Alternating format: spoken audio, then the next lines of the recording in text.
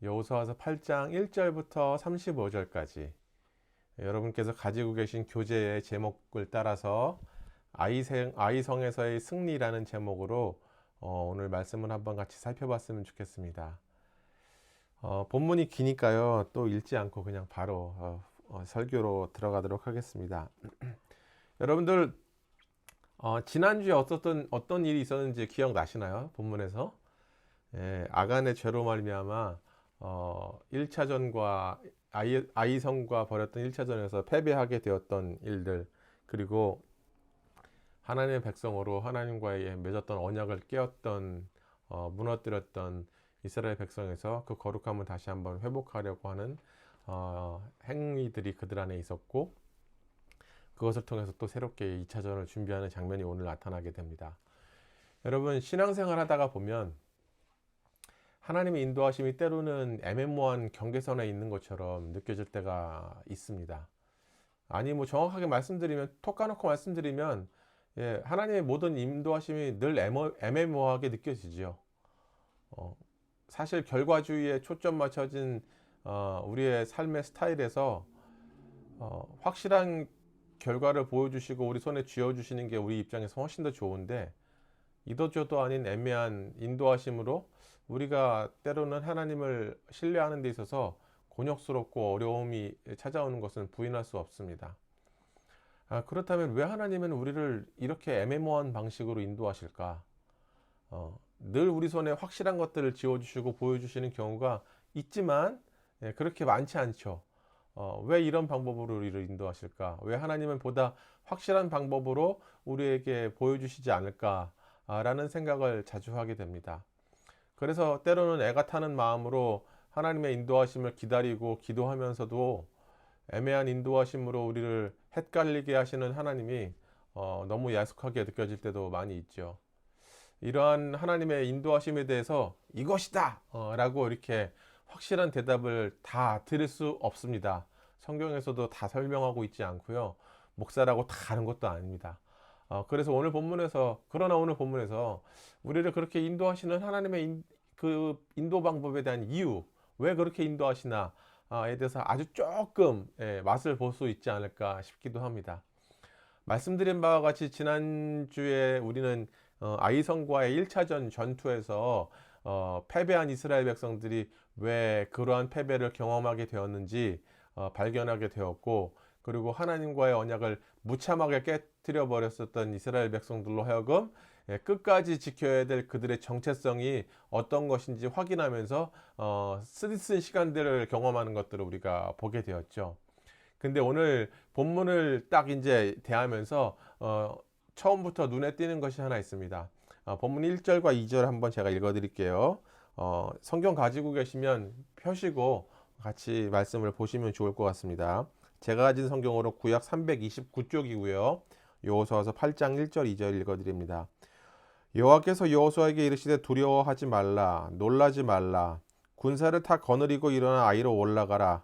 보라, 내가 아이 왕과 그의 백성과 그의 성읍과 그의 땅을 다 내 손에 넘겨주었으니 너는 여리고와 그 왕에게 행한 것 같이 아이와 그 왕에게 행하되, 오직 거기서 탈취할 물건과 가축은 스스로 가지라. 너는 아이성 뒤에 복병을 둘지라 하시니. 그리고 7장 26절 바로 본문 전에 우리 오늘 살펴보는 본문 전에 있는 구절입니다. 그 위에 돌무더기를 크게 쌓았더니 오늘날까지 있더라. 여호와께서 그의 맹렬한 진노를 그치시니 그러므로 그곳 이름은 오늘까지 아골골짜기라 부르더라. 이렇게 하고 바로 여호와께서 여호수아에게 이르시되 두려워하지 말라. 이렇게 본문으로 이어지고 있죠. 여러분, 8장을 시작하면서 눈에 띄는 것은 바로 여호수아가 두려워하고 있었다는 거예요. 마치 1장에서의 여호수아의 모습을 다시 한번 연상케 합니다. 모세가 죽은 뒤에 이스라엘의 새로운 지도자로 자신의 자리를 이제 매김을 해야 되는 상황 속에서 약속의 땅은 바로 코앞에 있고 불어난 요단강과 참 많은 부분들에서 두려운 부분들이 많이 있고 여리고성이 앞에 버티고 있었던 그 상황에서도 여호수아는 두려워했고, 그를 향해서 하나님께서 두려워하지 말라라고 말씀하시는 장면이 나타나죠. 여러분, 그렇다면 오늘은 왜 여호수아가 두려워했을까요? 여호수아가 두려워했었던 그 이유가 무엇일까요? 어, 1장에서 이유는 우리가 이미 살펴봐서 알 수 있습니다. 그러나 오늘 본문에서 왜 여호수아가 두려워했는지 제가 2절과 7장 26절을 읽어드린 이유가 있어요. 7장 26절에서 맹렬한 하나님의 진노가 있었기 때문이다 라고 설명하고 있습니다. 하나님의 진노가 두려웠던 거예요, 여호수아는. 또 다른 이유는 2절에 나타난 하나님의 말씀에서 유추해 볼 수 있어요. 그가 두려워하고 있었던 것은 제2, 제3의 아간이 또 나타날까봐 하는 두려움이었습니다. 그런 사람들이 등장함에 따라 하나님께서는 이스라엘의 전투에 참여하시지 않고 결국에는 이스라엘이 패배를 경험하게 되는 일들이 계속적으로 발생할까봐 두려워했던 것이죠. 여러분, 그래서 하나님께서는 여호수아에게 두려워하지 말라 하시고 곧 있을 2차전에 대한 지시를 해주시는 모습이 2절부터 나타나죠. 또 아이성과의 2차전 이후에 발생하는 모든 전리품을 이스라엘 백성들로 모두 취할 수 있도록, 이번에 너희가 전투를 이기고 나면 생기는 모든 전리품들은 너희들이 다 취해, 이렇게 말씀하시면서 여호수아가 염려하고 있는 하나님의 진노하심과 또 하나님의 부재, 그리고 또 다른 아간이 발생할 것에 대한 여호수아의 염려를 거두게 하시고 모든 문제를 조치해 주시는 것을 본문에서 볼 수 있습니다.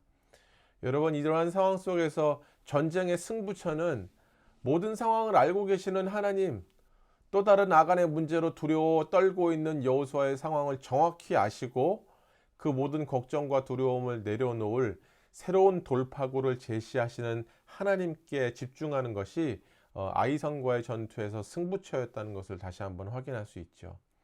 여러분, 인생 살면서 두려움과 염려로부터 완전히 자유할 수 없어요. 죽는 그날까지 두려움과 염려는 우리 삶 곁에 있을 것입니다. 때로는 그런 두려움과 염려를 떨쳐버리는, 그런데 문제는 이제 때로는 그런 염려와 두려움을 떨쳐버리는 연습조차 되지 않은 우리의 모습을 발견하게 되죠. 현실에서 마주하는 두려움과 염려는 사실 애매하게 느껴지는 하나님의 인도하심을 의지하기보다 조금 더 확실해 보이고 조금 더 즉각적인 답을 줄 수 있는 우리의 판단과 경험으로 우리의 생각을 계속 몰아갑니다. 그런데 오늘 본문은 바로 이 점을 문제 삼고 있음을 우리는 발견해야 되는 것이죠. 하나님의 인도하심을 받는 삶을 꿈꾸고 소망하면서도 우리는 여전히 내 방식, 내 결정, 내 판단, 내 의지대로 살아가는 것에 익숙하고 그러한 우리의 삶의 방식이 이미 우리 각자에게 하나님이 되어버렸음을 깨달아야 할 것이고, 하나님과 그분의 말씀은 우리의 일상성에서, 생활 속에서 찾아보기 힘들다는 것을 우리는 지금 발견하고 자각해야 된다는 것입니다. 여러분, 어떤 문제든 하나님께 들고 나갈 때 속 시원하게 바로바로 해결되고 답을 얻으면 좋으련만, 아까 말씀드린 것처럼 사실 그렇게 응답이 되지 않고 또 하나님의 뜻을 바로바로 발견하는 일들은 그렇게 흔치 않습니다. 아니, 답이 때로는 주어졌어도 내가 내 기대와 다를 때, 내 생각과 다를 때, 내 바람과 다를 때 애써 이것은 하나님의 뜻이 아닐 거라 부인하기까지도 하죠. 우리는 하나님이 내 상황을 다 알고 계신다라고 입으로 인정하지만 사실 마음과 머리로는 도무지 수긍이 되지 않을 때가 있고, 실제로 겪고 있는 나만큼은 하나님이 내 상황을 잘 모르실 거야 라는 결론을 내리고 우리의 생각과 판단에 의지해서 문제를 해결해 나가고자 할 때가 참 많이 있다는 것입니다. 그러나 이 상황에서 분명히 기억해야 되는 것은 2절의 말씀과 같이 모든 결과를 하나님은 아신다는 것을 우리가 인정하는 거예요. 다시 한번 인정하고 다시 한번 곱씹는 거예요. 우리의 입에 바른 소리처럼 늘 그냥 이야기하는 것이 아니라 정말 하나님 알고 계시지라는 마음의 인정이 우리 가운데 일어나야 된다는 것이죠. 그 동의가 일어나야 된다는 것입니다. 때로는 그런 동의가 일어나지 않아요. 하나님, 나는 진짜 그렇게 하나님이 그런 분이시란 것을 동의하고 싶고 인정하고 싶지만 잘 되지 않아요 라고 한다면 하나님께 구해야 하겠죠. 하나님, 정말 제가 하나님이 내 상황의 모든 부분들을 알고 계시는 분이라는 것들을 동의하고 믿을 수 있도록 이 연약한 마음 가운데 믿음을 부어달라고 기도해야 될 것입니다. 그리고 하나님의 인도하심은 늘 선하다는 것을 우리는 받아들여야 하는 것이죠. 그것이 우리 생활에서 빈번하게 일어나는 일상의 싸움이라는 것입니다. 내 방식대로 했을 때, 내 판단대로 했을 때, 내 의지대로 했을 때 그래도 되지 않는 것을 경험한다면, 매번 실패하는 것을 경험한다면 또 무리수를 두어서 내 뜻대로 하지 말고 하나님의 뜻을 구하고 비록 애매하지만 그 뜻을 기다리는 것이 훨씬 안전한 수가 아닐까요? 오늘 본문은 서두부터 이 부분을 우리에게 도전하고 있음을 발견할 수 있어요. 그렇다면 본문이 말하는 하나님의 인도하심의 특징은 또 무엇일까요? 2절과 3절 한번 읽어보도록 하겠습니다. 2절, 아까 읽었던 2절과 3절 읽어드립니다. 너는 여리고와 그 왕에게 행한 것 같이 아이와 그 왕에게 행하되 오직 거기서 탈취할 물건과 가축은 스스로 가지라.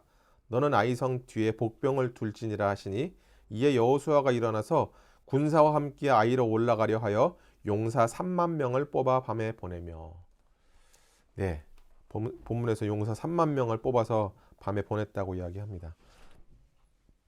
방금 읽은 구절에서 1차전과는 사뭇 다른 전투 방식을 하나님께서 설명해 주고 계심을 알 수 있죠.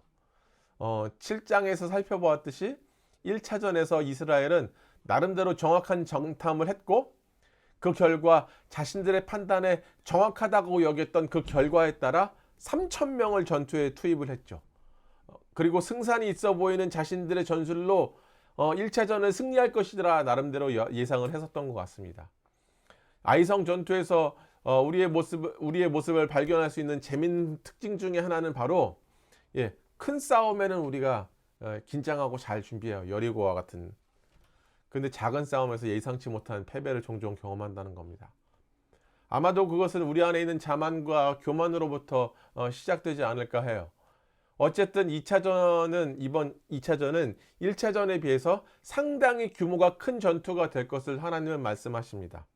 1차전 숫자에 거의 10배에 해당하는 군사들로 전투에 임할 것을 하나님께서 명령하시고 계시죠. 이러한 하나님의 명령은 여리고 전투 때와는 달리 전혀 다른 형태로 진행되고 있음을 우리가 확인하게 되는데, 여리고와의 일전은 사실 여러분 가만히 보면 전투라고 할 수 없는 형태죠. 오히려 이스라엘의 전투에 임하시는 하나님을 환영하는 환영식과 같은 형태로 진행이 되었다고 한다면, 이번 2차전에서는 1차전과 전혀 다른 양상으로 정말 전투와 전쟁처럼 전면전과 같이 총력을 기울이는 전투가 되고 있음을 하나님 말씀해 주고 계십니다. 여러분, 정탐했을 때 3,000명만 가도 되겠다고 판단했던 여호수아와 이스라엘 백성들은 3만 명의 매복병까지 투입하라시는 하나님의 명령을 들었을 때 어떤 생각이 들었을까요? 야, 이 규모가 그렇게 크지 않은데 굳이 이 정도의 대군이 나가야 되나? 하나님께서 왜 이렇게 1차전과 달리 많은 인원을 투입하라 하시는가? 혹시 적들의 저항이 생각보다 훨씬 더 센 것 아닌가? 만만치 않은 전투가 계속 될 것이라는 것인가? 여러 가지 생각들이 그들 안에 복잡하게 들었을 거예요. 그러면서 그들 안에 긴장이 계속 가중되지 않았을까 생각합니다. 이렇게 하나님께서 이스라엘 백성들을 몰아가시는 이유는 하나님께서 이스라엘의 하나님이 되시기 위한 특단의 조치였을 것이라 저는 믿습니다. 다시 말해서 정탐을 바탕으로 자신들의 계획과 힘을 가지고 모든 전투가 가능해진다는 판단이 들어서는 순간 그들의 생각에서 하나님을 지워나가기 시작했을 것이기 때문이에요. 하나님 없이도 되네. 우리 정탐 가지고 충분히 적의 동태와 상황들을 파악할 수 있어 라는 생각들로 자신의 판단과 힘을 의지하기 시작하게 되겠죠. 어느새 그 판단과 그 계획, 그리고 자신들이 가진 그 힘이 결국은 자신들을 이끌어갈 하나님으로 대체되어 버릴 것이기 때문에 하나님께서는 이들을 이렇게 이끌어 가시는 것이라 저는 믿습니다. 여러분, 결국 그들에게 있어서 하나님의 말씀은 그들을 이끌어가는 기준과 방향이 되지 못할 것이기 때문에 하나님께서는 패배를 경험한 1차전과 달리 새로운 양상으로 하나님을 의지하지 않고서는 가늠할 수 없는 전투를 마주하게 하셨던 것이라 저는 생각해요. 여러분, 우리는 세상 밖의 길, 하나님께서 이끄시는 길을 간다고 하지만 어쩌면 하나님은, 그리고 그분의 말씀은 우리 삶에서 멀리 밀려났고 자리를 잃었으며 이제는 더 이상 우리를 이끌어가는 방향도 힘도 아닌, 좀 심하게 말하면 하나님과 그분의 말씀은 이제 우리에게 거추장스러운 존재가 되어버렸을 수도 있다는 거예요. 우리가 믿음의 길을 가고 은혜로 말미암아 구원을 얻었다 하지만 그 은혜를 입게 한 그 믿음은 무엇인가요, 여러분? 우리가 가진 믿음을 무엇으로 증명할 수 있을까요? 주님 오실 그날까지 우리를 이끌어갈 그 믿음의 정체는 무엇일까요? 믿음과 신앙의 길을 간다는 것이 대체 무엇입니까? 신앙생활을 하는 것은 여러분 그리 생각만큼 두루뭉술하지 않습니다. 내 감정적으로 내 마음에 오늘 좀 하나님의 은혜가 충만한 것 같고 내가 기쁘면 하나님께서 나에게 오늘은 역사 잘 하시는 것 같고 내가 오늘 좀 다운돼 있으면 성령이 내 안에서 역사하지 않고 성령이 충만하지 않은 것 같은 그런 말도 안 되는 모습으로 우리는 신앙생활을 하고 있을 수도 있다는 거예요. 오늘도 목숨이 경각에 달린 전투를 앞두고 있는 이스라엘 백성들처럼 지독하게도 현실적인 것이 우리의 일상이요, 우리의 신앙생활이에요. 그런 상황에서 말씀에 대한 순종과 말씀에 대한 묵상과 말씀에 대한 목마름 없이 살아간다는 것은 목숨이 걸린 전투 속에서 무엇을 가지고 어떻게 전투에 임해야 하는지를 모르는 우매한 병사와 같을 수 있음을 우리는 기억해야 된다는 겁니다. 하나님의 말씀을 따라 사는 것이 거추장스러운 것이라면 여러분 굳이 신앙생활하는 수고를 떨쳐버리고 우리 뜻대로 사는 게 더 사실 여한이 없으리라 저는 생각이 돼요. 그러나 이 길로 들어서길 선택한 순간 이 길만이 생명의 길이라고 믿고 선택하는 그 순간 말씀을 따라가서 사는 것이 우리의 숙명이고 하나님의 요구이자 생명을 쟁취할 수 있는 방법임을 우리는 깨달아야 되는 것이죠. 그래서 하나님은 오늘도 우리로 그분을 바라보도록 하십니다. 가늠할 수 없는 하루하루의 일상 속에서 하나님은 우리로 그분을 집중하도록 하시는 거예요. 나를 쳐다봐. 내 말씀 읽어. 그렇지 않으면 집중하지 않으면 오늘도 패배할 수밖에 없어 라고 하나님 말씀하고 계시는 것이죠. 문제는 하나님이 아니고도 집중할 수 있는 것이 너무 많은 세상에 우리가 살고 있다는 거예요. 그러나 오늘 말씀 통해서 다시 한번 그분의 말씀으로 우리의 생각을 옮길 것을 요청하시고 그분의 말씀을 따라 살아내는 것이 오늘 하루의 승부처임을 깨닫도록 본문은 우리에게 도전하고 있는 것입니다. 여러분 이어지는 구절들을 쭉 이제 계속 읽어보시면 1차전과 다른 구도의 전투는 먼저 3만 명이라는 대군을 투입한 것과 복병을 두어서 아이성 사람들로 하여금 혼란을 일으킨 후에 성으로 침투하는 작전으로 진행된다고 여호수아가 이제 쭉 설명해요. 그러고서 결국에 이제 이스라엘 백성들은 그 여호수아의 명령과 하나님의 인도하심에 따라 전투를 감행하죠. 그런데 흥미로운 장면 하나가 연출됩니다. 그게 바로 18절이에요. 18절 한번 읽어드리도록 하겠습니다. 여러분들은 눈으로 따라오시면서 읽으시면 좋겠습니다. 여호와께서 여호수아에게 이르시되 내 손에 잡은 단창을 들어 아이를 가리키라. 내가 이 성읍을 내 손에 넘겨주리라. 여호수아가 그의 손에 잡은 단창을 들어 그 성읍을 가리키니. 좀 더 읽어드릴게요. 그의 손을 드는 순간 복병이 그들의 자리에서 급히 일어나 성읍으로 달려들어가서 점령하고 곧 성읍에 불을 놓았더라. 아이 사람들이 뒤를 돌아본즉 그 성읍의 연기가 하늘에 닿은 것이 보이니 이 길로도 저 길로도 도망할 수 없이 되었고 광야로 도망하던 이스라엘 백성은 그 추격하던 자에게로 돌아섰더라. 이렇게 설명이 되고 있어요. 하나님께서 여호수아에게 단창을 쥔 손을 들어서 아이를 가리키도록 명령하시고 그 시점을 기준으로 2차전의 중요한 작전인 복병들이 일어나서 전세를 뒤집는 맹공격이 막 시작되고 있어요. 예, 참 재미있죠. 실제로 목숨이 달린 싸움이긴 하지만 무협지 읽는 것 같아서. 근데 즉 이스라엘 백성들로 맹공격을 펼칠 시점과 이 복병, 이 전투에 있어서 전세를 뒤집을 수 있는 복병의 공격이 그 공격을 내리는 그 시점과 그 펼칠 시점을 결정하는 것은 여호수아가 직접 내리는 게 아니에요. 18절 말씀에 뭐라고 말씀합니까? 하나님께서 여호수아에게 그 시점과 그 시기를 알려주세요. 전적으로 하나님께 달려있음을 본문은 밝히고 있다는 거예요. 그렇기 때문에 아이성과의 2차전은 여호수아와 이스라엘 백성들이 끊임없이 하나님과 그분의 말씀에 집중하지 않으면, 그렇게 하지 않으면 안 되는 전투의 양상으로 이어지고 있음을 발견할 수 있어요. 왜 3만 명을 투입하라 하셨지? 이게 언제 복병이 이제 결국에 이 임무를 해야 되는 거지? 계속 하나님께 집중하고 있는 것이죠. 여러분, 우리의 일상의 전투가 그렇지 않습니까? 우리는 끊임없이 거추장스러운 하나님의 말씀을 대하는 것에서 자유롭고 싶어요. 그래서 구원은 받아 보장이 되었으니까 이제 나만의 방식과 생각을 따라 살면 되겠다고 싶지만, 성경은 그렇게 말씀하지 않는 것을 이 전투의 모습에서 확인할 수 있다는 거예요. 끈질기게 하나님과 그분의 말씀에 집중해야 함을 강조하고 있어요. 나를 쳐다봐야 돼. 내 말에 집중해야 돼. 주님 계속 그렇게 본문을 통해 우리에게 도전하고 계시죠. 때로는 본문에서처럼 하나님의 사인이 떨어질 때까지 기다리는 것이 우리로 안달나고 견딜 수 없을 정도로 고달프게 할 수 있으나, 오히려 그러한 긴장은 우리로 끊임없이 하나님의 뜻을 구하고 우리의 시선을 하나님께 더욱 고정하는 장치로 작용된다는 것입니다. 그런데 우리가 하나님의 말씀을 거추장스러운 것으로 여기고 나만의 방식을 따라 살기를 원하는 그 이유는, 수많은 이유들이 있겠지만 우리 주변에 너무 많은 사람들이, 심지어 그리스도인들 중에서도 하나님께 끈질기게 집중하지 않고도, 집중하는 신용만 하고도 전투를 이겨내고 있는 것처럼 눈에 보이기 때문에 그래요. 저 사람은 그렇게 말씀을 따라 사는 것 같지 않은데도 불구하고 잘 살아내는데?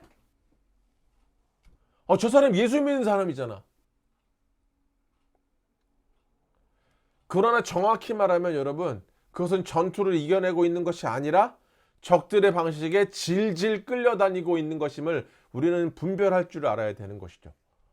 하나님의 말씀을 배제한 삶은 자연히 세상의 방식으로, 세상의 가르침으로 하나님의 말씀을 대체할 것이기 때문에 그래요. 하나님의 말씀이 없는 삶이 방향성을 분명히 잃으니까, 하나님의 말씀을 거추장스럽게 여기니까 세상의 방식을 도입하기 시작하는 것이죠.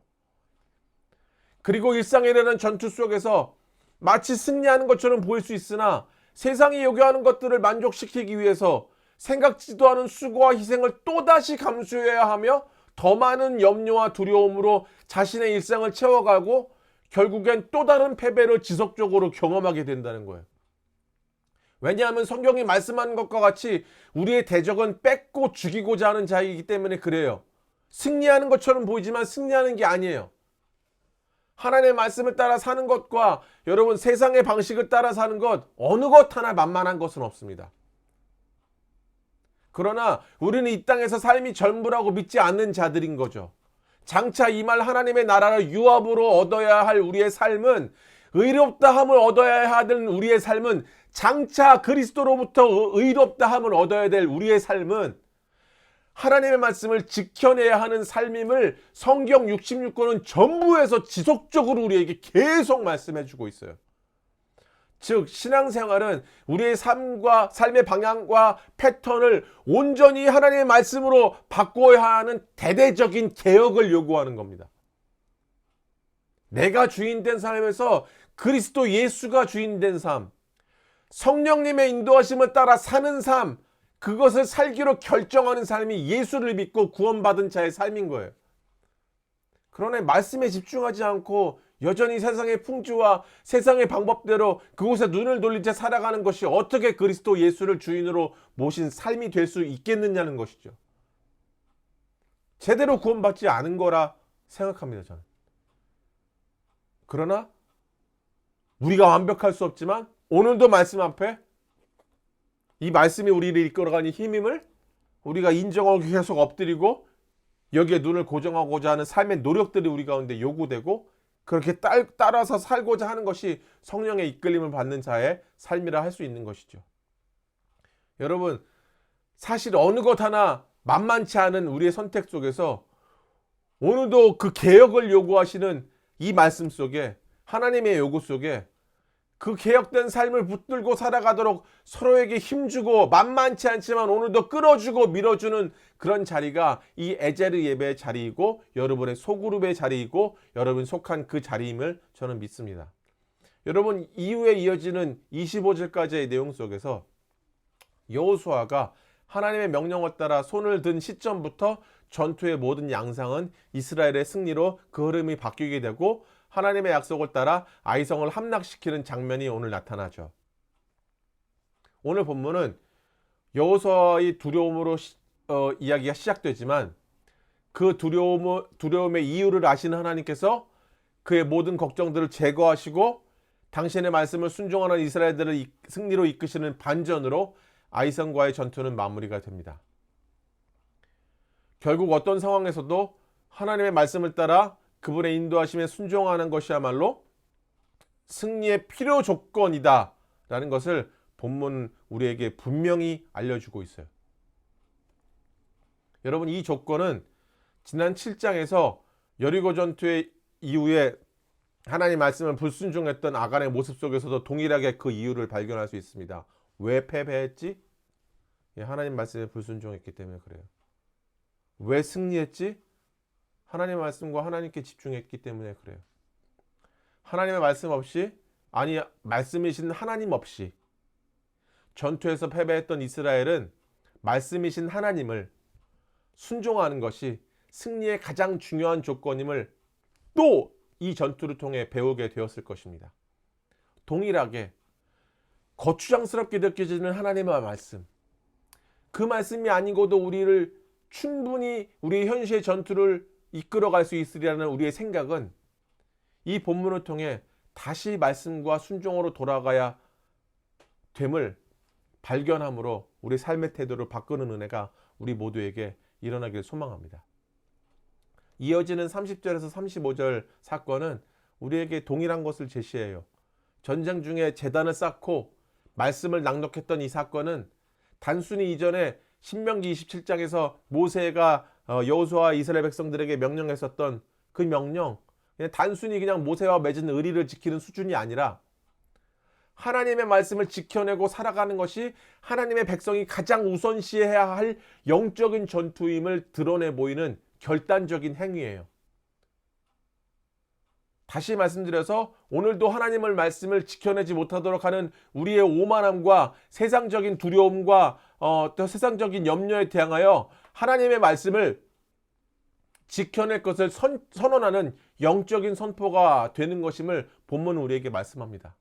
전투 중간에, 전쟁 중간에 20마일이나 북쪽으로 올라가서 시간을 들이고 공을 들여서 이런 의식을 해요. 목숨이 경각에 달려있는 상황에 온갖 적들이 지금 이스라엘 백성들을 주목하고 노리고 있는 그 상황에 이스라엘 백성들이 그냥 아이성을 이겼으니까 전투를 잠깐 퍼즈하고 그 다음 전투 임하기 전에까지 시간이 있으니까 가가지고 제단 쌓고, 이게 아닙니다, 여러분. 그건 우리 생각이에요. 우리 관점에서, 이스라엘 백성 관점에서 말씀을 보는 거죠. 적들이 어떤 태세로 올지 몰라요. 그런 상황에도 이 사람들은 모세를 통해서 명령하셨던 하나님의 명령을 따라 에발산과 그리심산에 가서 이 행동들을 하고 이 행위들을 함으로 정말로 자신들의 정체성이 무엇이고 세상의 숨은 두려움과 염려 속에 세상의 방식들을 선택하는 것이 아니라 오늘도 끝까지 끈질기게 하나님의 말씀을 지켜내야 되는 집단이 하나님의 백성임을 다시 한번 선언하고 선포하는 행위들을 하는 것입니다. 여러분이 당면하신 영적인 전투는, 여러분만의 영적인 전투는 무엇입니까? 그 전쟁의 승리는 말씀이신 하나님께 순종하는 것이라 오늘 본문은 이야기하고 있어요. 어떤 형태이든, 그것이 무엇이든, 어떤 대적이든 간에 유일하게 순종하는 방법은 하나님의 말씀 앞에 우리의 눈을 고정하는 겁니다. 다시 말해, 말씀을 삶으로 끈질기게 살아내는 것부터 시작해요. 그럴 때 승리가 주어지는 거예요. 뜬구름 잡는 식으로 여러분의 영적 전쟁에 임하지 마십시오. 현실은 그렇게 호락호락하지 않습니다. 우리 현실이 변하지 않는 이유, 우리 주변의 사람들이 변하지 않는 이유, 여러분, 그것은 우리가 말씀대로 살지 않기 때문에 그래요. 남들을 탓할 수 없어요. 다른 곳에서 이유를 찾지 마십시오. 하나님의 말씀을 여러분의 판단과 돈과 경험과 힘으로 대체하지 마십시오. 오늘도 우리가 벌여야 할 전쟁은 하나님의 말씀을 따라 사느냐와 내 힘을 따라 사느냐의 싸움이에요. 쉽지 않지만, 정말 어려운 일이지만, 저도 안 되지만, 우리 모두 함께 이 말씀 속에서 오늘도 하나님께서 우리에게 말씀하시는 것들을 다시 한번 확인하는 그런 은혜가 있었으면 좋겠고, 날마다 나를 쳐서 복종시킨다는 사도 바울의 말씀과 같이 오늘도 주님의 말씀 앞에 순종하기로 결단하며 살아가시는 지독하고 끈질긴 그리스도인 되시기를 간절히 소망하고 축원합니다. 기도하도록 하겠습니다.